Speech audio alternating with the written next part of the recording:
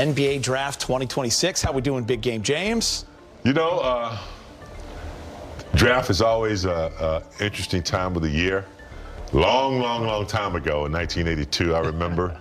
And each year I've watched it, it's just gotten, so inspirational to see these young kids, dream coming true, and their families. It's nice day, big day. It's like the first one is getting your college scholarship, and then you surpass that, and boy, you get the chance to live your dream, which very few do. It's amazing.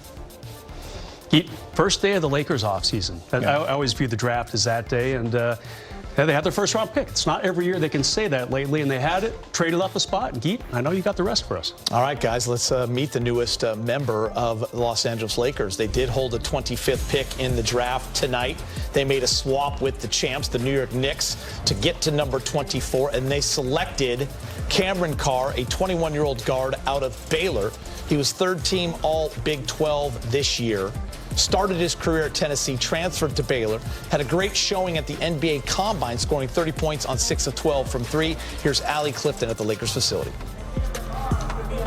All right, thanks so much, Geeter. Obviously, it's always a great day being here at the Lakers practice facility. In fact, the last time I was here, it was the day after the Lakers had lost in the Western Conference semifinals to the Oklahoma City Thunder. JJ Redick, of course, Rob Pelinka addressing the media as they always do come season end. And it was then that they discussed many things of which this roster could get better with moving forward. They felt that the roster currently had components of depth and youth and athleticism, but they weren't satisfied. They wanted to add to it. So skip ahead to tonight's draft, the 2026 NBA draft. They had the 25th pick. They were able to move up to the 24th pick. And with that, they took the selection of 6'5" guard out of Baylor, Cameron Carr. Of course, as you guys have already addressed, his resume looking as such. Cameron averaging about 19 points a game, shooting 49% from the field, 37% from deep, of course, but also known for that wingspan, about 7 foot, and then also being a pesky elite defensive player. And so when you think about this Lakers roster and moving forward, wanting to get better in a variety of areas, he is someone that could certainly address that where they see fit. But I think at the end of the day, a reminder also during that end of season press conference that Rob Pelinka gave to the media, this is a franchise that will always continue to pride themselves on putting together a roster that can compete with any NBA team they put out on the floor. Obviously tonight with the NBA draft, it is the first step in bringing that goal to fruition. All right, thank you so much, Allie. And listen, the Lakers heading into this offseason, prioritizing shooting, size, athleticism. Check the box there when you talk about shooting and athleticism. Just to add to what Allie was saying, a 37-inch standing vertical, a 42.5 vertical jump, the 7'1" wingspan she had mentioned.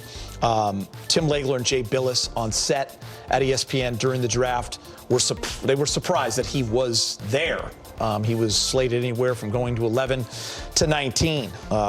So most kind of had the Lakers taking a big, but sometimes, James, you got to take the best player on the board, and that was him. It was him. We took another player that everyone thought should have gone higher when we took Dalton. Right. Remember? And, when you think about, Luka Doncic and trying to build the gaps. And I think he's a young player that has possibility. Yeah, James, you know a lot of what I like about him. Here's the deal. When you're entering the draft, you're thinking about where you're going to go. You have to go to the scouting combine. 73 players went there this year. You get measurements. The first part is you're getting measurements. Was going to be bulking up with his skinny frame, big game. And it reminded me a little bit of when the Lakers drafted Max Christie, and we sat on this set and talked to Max. We were so impressed when we had him that night and talked about his shooting and his athleticism, and he's a good jumper. And then it was about getting in the weight room, and then you saw what he became a couple years later. So with this, James, what kind of work does he have ahead of him this summer? Well, he's got to, find out what his role is. I mean, I think younger players have no problem committing to the philosophy of the team they're going to, but then finding your role and all the things you have to do to solidify that role. Like you just said, Geeter, I don't think it's an issue of guys getting in the weight room and getting stronger. They adapt to what the team is doing, but he'll have to work on, his game. I think his ball handling, is something that's a little suspect as well.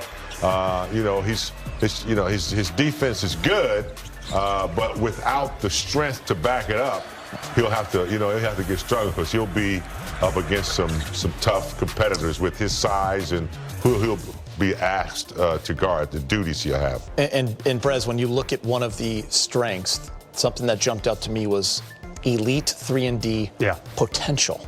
Potential. Yeah. Right? So what he can become. Yeah, that's exciting. We saw glimpses of it late in the season. Again, Baylor did not make the NCAA tournament. A late season game against Arizona, he had 26 points against the number 2 team in the country. So that was a pretty big eye opener. Like, oh, okay. And it's an unusual career for him. He did play 3 years in college. His first 2 at Tennessee, he was barely used. His sophomore year at Tennessee, James, he played 4 games. He said, all right, I'm out of here. This Tennessee thing is not working for me. And he ended up at Baylor, hit the ground running right away, scored 26 or 28 his first game ever. It was against a D2 team. Can't put too much stock in that, but he had a really, really nice season, averaging almost 19 a game. And, you know, sometimes when you transfer, like we did see with Dalton Knecht, he transferred into Tennessee. Obviously, Cameron transferred out of Tennessee, and it worked out very well for him, despite Baylor not having a great team season. Big game. His father, Chris, played in the NBA for 6 seasons. How can that translate to his son, just in terms of like that upbringing? He knows how to navigate the league with the help of his father. I mean, it helps, right?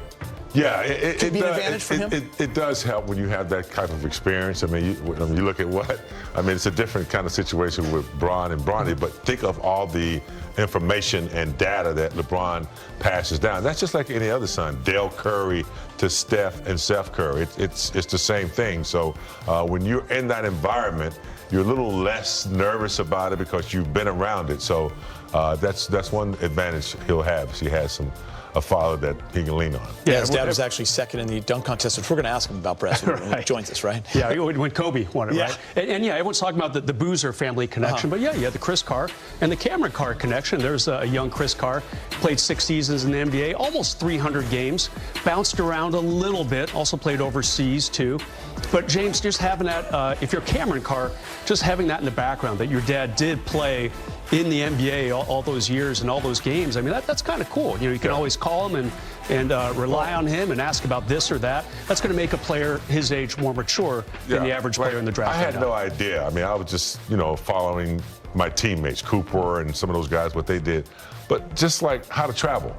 Yeah. It's just little things, how to rest. How to prepare. He'll have that from his dad. He won't have to.